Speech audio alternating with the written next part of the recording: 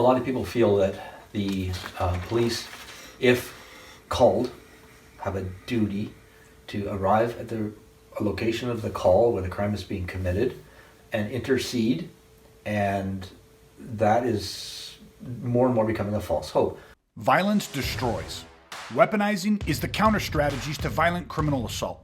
Hey, I'm Greg LaBeouf, aka The Violence Guy, and I'm sharing with you how I went from the victim of a brutal attempted murder to mastering the tool of violence and protecting myself and family, and how you can do the same from the safety and comfort of your own home. Welcome to Weaponizing DIY. We have a fantastic 911 system. We have police who are willing and capable of responding, but all kinds of things can stand in the way of that. I'll use the example of rural Alberta, or rural anywhere really. A lot of police departments have the policy that single patrol units will not roll into a crime in progress. Interesting. So they will wait a distance away for backup to be within a certain distance, possibly right there, possibly 5 minutes out, before they'll roll in. Meanwhile, the victim or the potential victim is having to deal with the situation at hand in the moment with a high degree of urgency and very compelling situation possibly.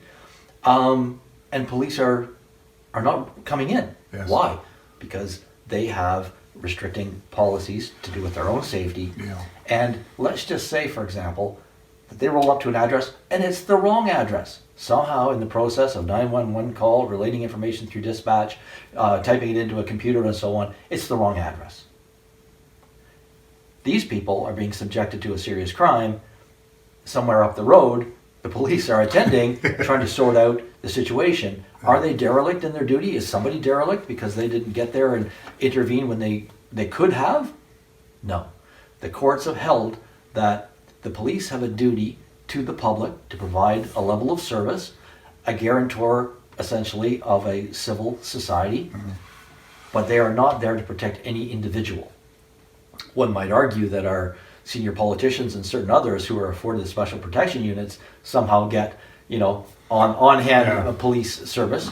But as a general principle, our law enforcement is there as the guardians of our society, not any one individual, and they cannot be relied entirely upon to intervene or arrive at the scene of a crime in a timely fashion.